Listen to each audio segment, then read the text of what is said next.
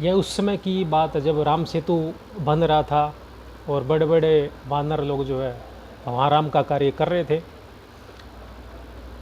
तो उसमें एक गिलहरी ने देखा कि जब सभी भगवान का कार्य कर रहे हैं, सभी वानर लोग, इतने बड़े बड़े लोग, तो मैं भी अपनी शरीर की क्षमता के अनुसार भगवान की सेवा करूं।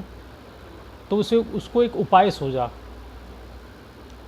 पहले उन्होंने समुद्र में जो है स्नान किया, फिर समुद्र के किनारे जो बालू है वहाँ लोटपुट हुई, फिर शरीर के पर जो मिट्टी लगी थी वो पुल पे जाके वो झाड़ दी।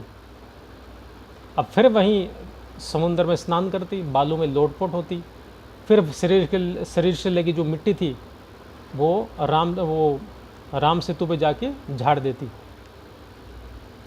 यह क्रिया वो बार बार कर रही थी। तब भगवान राम भी उस क्रिया को देख रहे थे, उसकी इस क्रिया को। तो भगवान राम के मन में भी ये इच्छा हुई कि कर क्या रही है ये। तब भगवान राम ने उस गिलहरी को अपने पास बुलाया और कहा कि तू ये क्या कर रही है?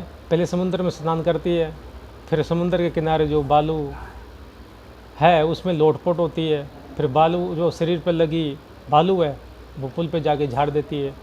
तो ऐसा तू मतलब ये क्या कर रही है? तो बोला प्रभु मैं आपकी सेवा कर रही हूँ। बोलो अच्छा। बोले इसके द्वारा क्या सेवा हो रही है?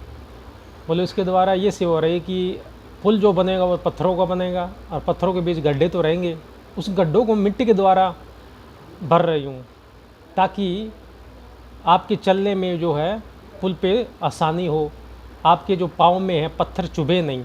इस कारण जो है मैं उन गड्ढों को भर रही हूँ इस रेत के द्वारा। इसी कारण मैं पहले समुद्र में स्नान करती हूँ, फिर बालू में लोटपोट हो जाती हूँ और अपने शरीर से लगी मिट्टी सेतु पे जाके झाड़ देता हूँ। तो भगवान राम को बड़ा आश्चर्य हुआ। बोले देखो इतना छोटा सा प्राणी है लेकिन इसका भाव कितना ऊंचा है।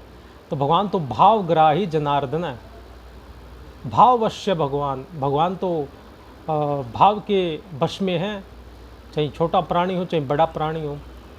फिर भगवान राम ने उसको अपनी गोद में लिया और उसके सिर पे जो है उसके शरीर पे अपना हाथ फेरा।